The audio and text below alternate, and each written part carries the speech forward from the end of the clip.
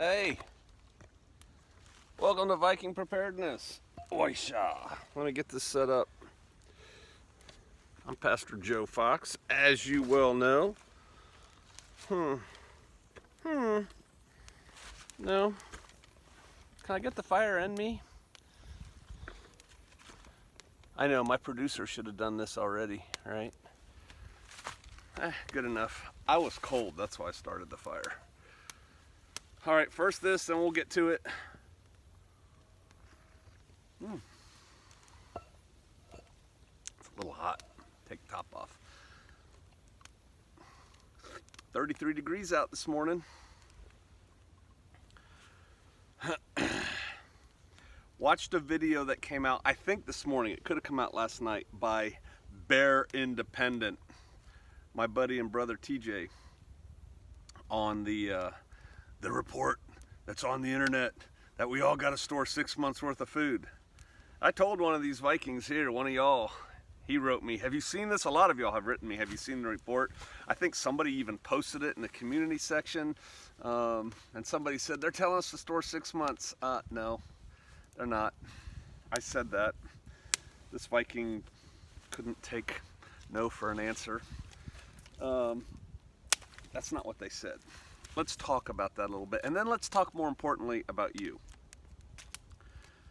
So, the National Infrastructure Advisory Council, right?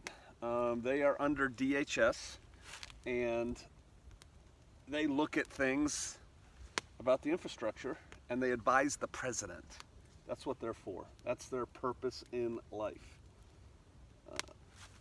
They just issued a report recently, and the internet is abuzz, how they're telling you, a grid down crash is coming, and they're telling us that everyone needs to store 6 months worth of food. Lesson for you all. Whenever you hear somebody said something, go find it yourself and read it. It's the internet. It works. That's what I did. As soon as I heard about it, I went and found the report and I read it. It's not that hard to read. I think it's 27 pages or something, maybe 37, whatever. I read it. I scanned it first and then I went back and read the germane portions.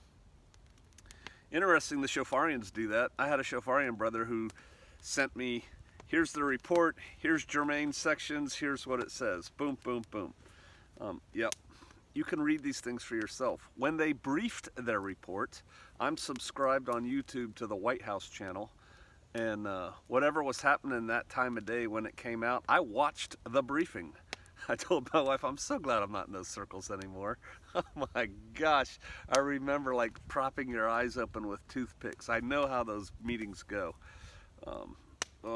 Prepared remarks, blah, blah, blah. Anyway, TJ was right. As usual. They tell you in that report, the government, the council tells through DHS to the president, we recommend Americans store 14 days worth of food. I am telling you, again, having worked in those circles and drawn up reports similar, that was a hugely political statement. There were arguments in the Niac over that. I don't know this for a fact, but I know this, right? If you do read further, they talk about how the grid could go down. They're not really focusing on EMP. They talk about it, but their focus is more on hackers. And I'm going to get to that. That's good news and bad news for you. But they talk about how the grid could go down. And it could be down for 6 months. In another place, they say not days and weeks, but months and years. Years. It could go down. Talk about that a little bit. And then they recommend 14 days worth of food. Now that doesn't even make sense, does it? If you're telling me on the one hand that it could definitely go down for 6 months, you're telling me in another part of this report, we're talking about months and years. Why are you telling me 2 weeks worth of food? Because the minute they tell every American you need a year's supply of food, the screaming starts on how are we going to provide a year's worth of food for all the people who won't do it for themselves. That becomes a huge logistical and financial exercise. And so they're like, all right, 14 days. Do you remember the report to Congress about an EMP where they said 90% of Americans would be dead given a, basically continent-wide EMP strike within a year? 90%. Dire, right? Got people's attention. It was supposed to.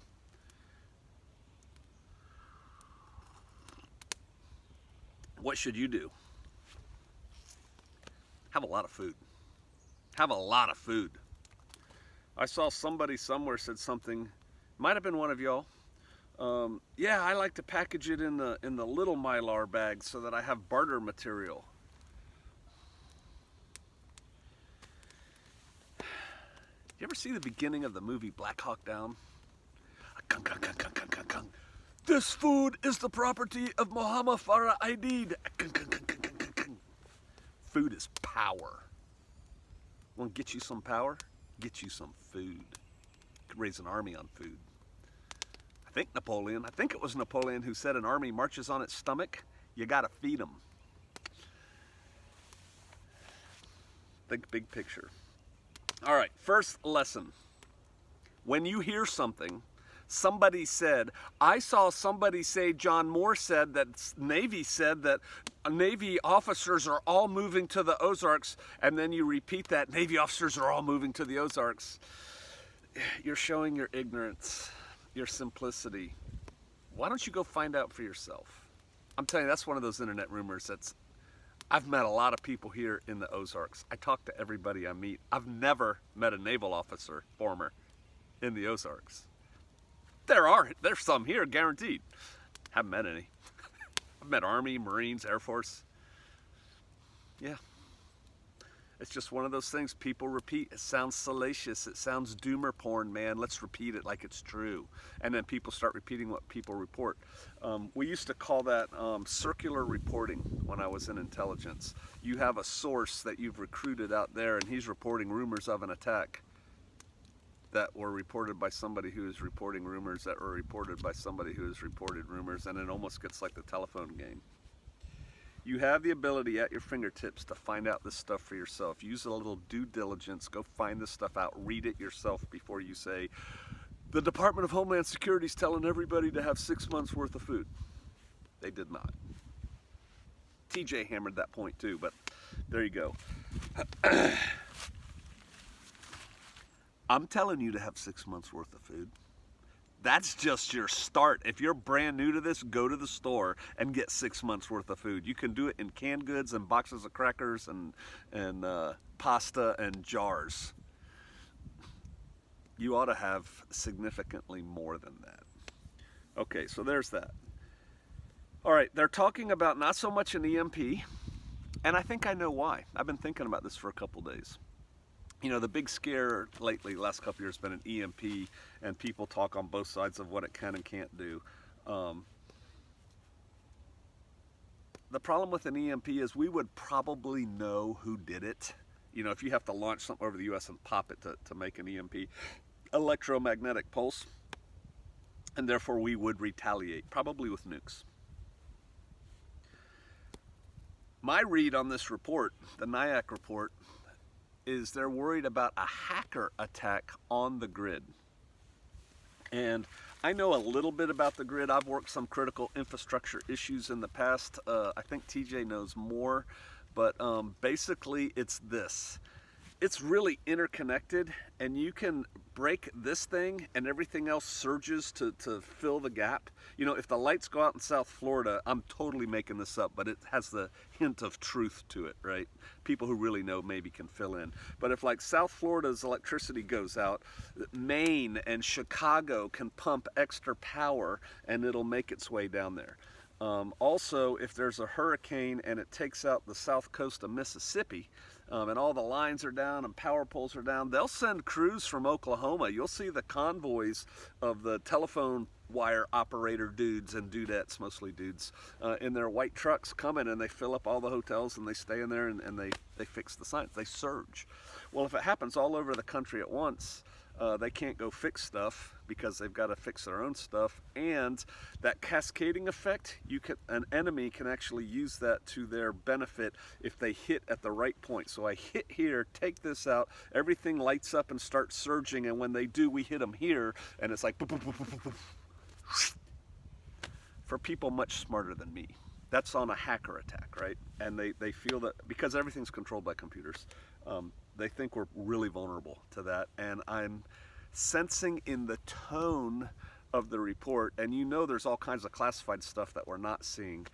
They've probably identified real capable threats, like people who have the capability and the intention to take down our grid. So that's probably what's going on there. And so that's a little bit different from an EMP. If they take down the grid, the whole grid in the country, I wasn't tending the fire in its nascent stage, and now it's going out because it's wet out here. That's okay. If they don't, where was I? I was on the fire. More coffee is indicated. First cup. See that caffeine, man? Pew. If it's not an EMP and your car works, you're like, yay, life's good. No, because without power, actually that may make things worse. In an EMP, many of the cars aren't going to work, right? That means many people are going to be footbound, which means we kind of keep things contained. We keep the population where the population is. If all of a sudden the power grid goes out, public transportation like trains and subways, they're not going to work anymore. Lights aren't going to work in in cities, so there'll be gridlock right there. But more importantly, things like gas pumps aren't going to work. Sure, people will have generators. How long does a generator last? Until they can't get gas out of the thing anymore. Stores aren't going to open when there's no electricity. People rob them blind as it is. You think they're going to open the doors when they can't have lights and control, and those clerks don't know how to make change. And so there will be no stores open.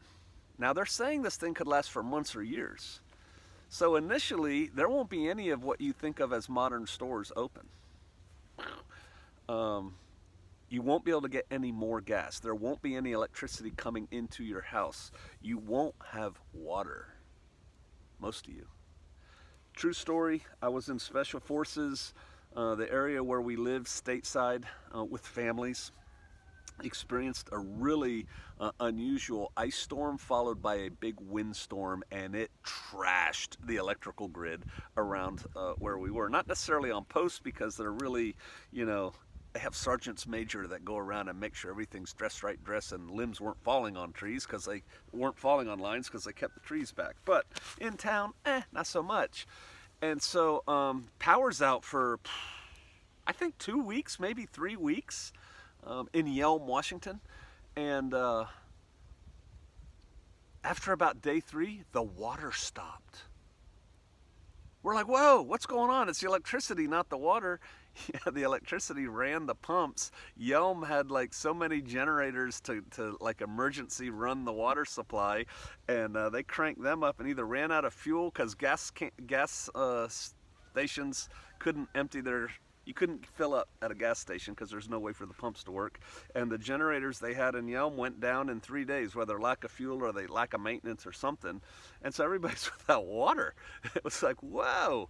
And so what we did, because we're the military and I was a commander, I just rotated my guys through. Every day a different Special Forces detachment was allowed to bring their family into work after work and take showers, because we had a shower facility in our company.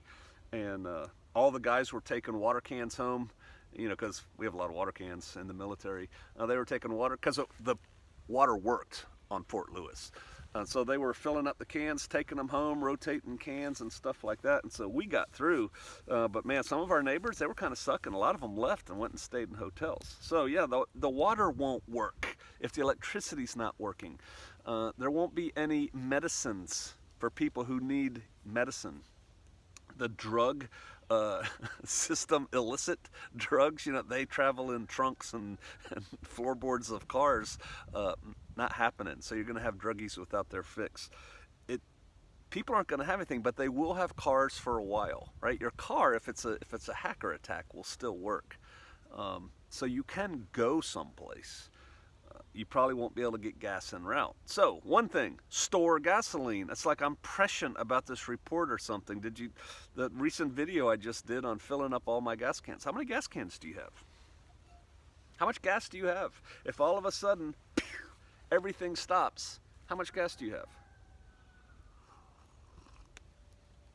Now, where are you going to go? You're not going shopping when the power goes out, but you may have to go somewhere. You may want to move supplies from your house to Bubba's house. You and Bubba are going to combine families and link up on one place. That would be useful if you had enough gas to make sure that happened. You may want to evacuate to Great Aunt Millie's farm 2 states away, and you have gas to do that. That would be cool. To a degree. So there won't be any food, there won't be any medicine, there won't be any water coming through normal municipal means, there won't be any water treatment. And then here's the unintended effects, because I also worked on a big Y2K thing, like in 98, 99. The effects on the people is going to cascade. Example, if the police officer has no water at his house, has no heat at his house if it happens in wintertime, or air conditioning or whatever, if misery abounds at home and he is out of food because they ate the last bit of Cocoa Puffs this morning and there's no milk for the baby, he might not go to work today. He may be staying home to try and figure things out. And so might everybody else. Right? All these important people that keep things running. And so the effects on those people, they will pull back. There will be people who pull back. There will be doctors and nurses who don't go to work, right? Work. What's a hospital like after their generators run out of gas and there's no more power coming through the hospital? What's that like? Riots will start in the areas that are now prone to riots. The areas of which I speak. On a good day, they have armed guards at these hospitals. Like today, look at that fire start all by itself. They have guards today. When there's chaos, they're going to need like a detachment of National Guardsmen there. Are they all coming to work? Just saying. I mean, think about these things. It's going to get bad. Here's the bottom line. You're going to be on your own. You and yours. If you have a tribe, cool. If you don't, bad. You're going to be on your own. Whatever you have is what you have, and you won't be getting any more. There won't be any more 2x4s. You're not getting any more. There's not any more Bic lighters. There's not any more rice or beans or canned goods or diapers. Nothing. What you have is what you have to live life. You ready for that? You ready for that? I am.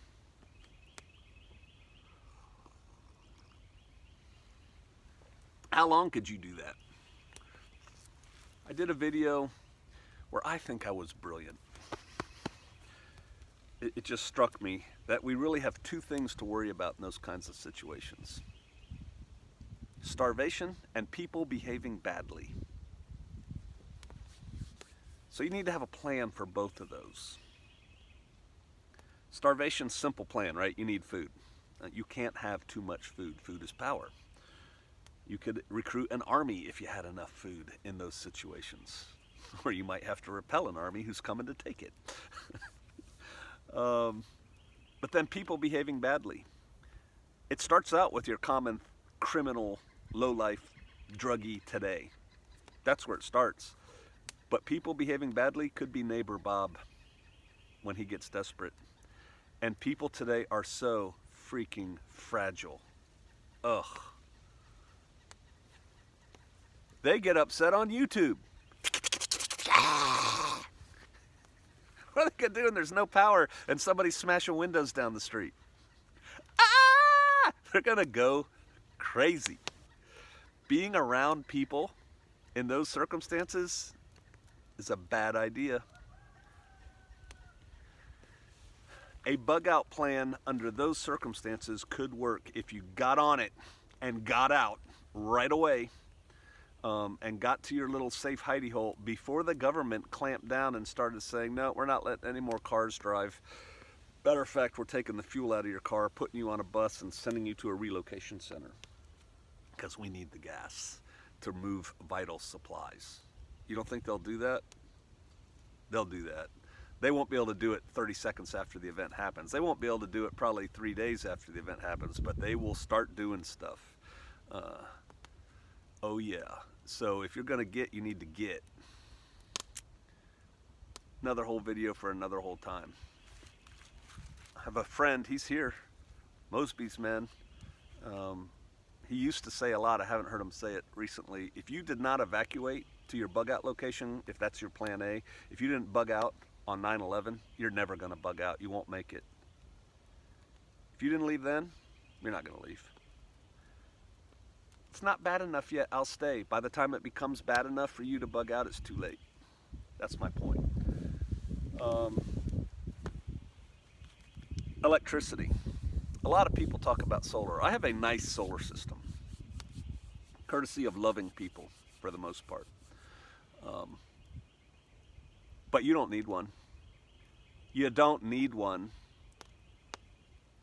I lived without one for 2.5 years in a little camper up there, and I survived.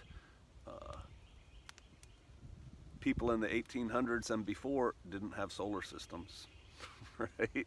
They didn't have them. They lived. They grew presidents. People think I need a lot of stuff. You don't really need it. I like looking back at how people lived 1800s and before, and then realize, and now I'm tying in my head into Home Skillet's last video that I posted, if we take that attitude and those skill sets and then use what we have available, if your chainsaw's still running, cut your trees down, right? Go ahead. But if you have the mindset combined with the knowledge we have now, you should do okay. If you're mentally and emotionally tough enough. See, that's what we don't have, is the mental and emotional toughness. We are a bunch of soft, fat, lazy, out of shape, comfort-seeking people. It's too cold. It's too hot. I can't think. I don't want to do anything until I cool down. I can't do anything. I'm too cold. Yep. Those people are going to die. And there's a lot of them. The snowflake attitude. I'm special. Someone's going to come help me. The whole world's here for me. No, it's going to be you and yours. You're going to learn the value of friends in proximity. You know, your friend 3-hour car drive away when there's no more electricity or they're not letting any vehicles on the road anymore. 90 miles away. That's a long walk, sports fans.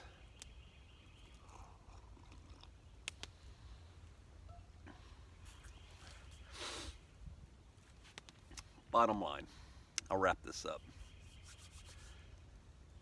I think the government thinks this is real. I think the government thinks this is coming. They're going to take care of themselves. There will still be government. How far their initial tentacles are going to reach out to control things, don't know. You know, they have plans for what they want to control right away. It's not here. I don't care about here. Do they care about where you are? Control doesn't mean necessarily a good thing for you. You better be ready to take care of yourself, and you better use real thinking. No one in this neighborhood has received food delivery or water for the last 5 days.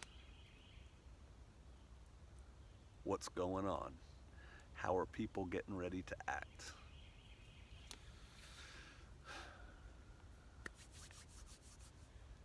Prepare, prepare, prepare. It kind of goes on the heels of the other video I just did. What if you tell people to prepare so much and nothing ever happens and they're not prepared?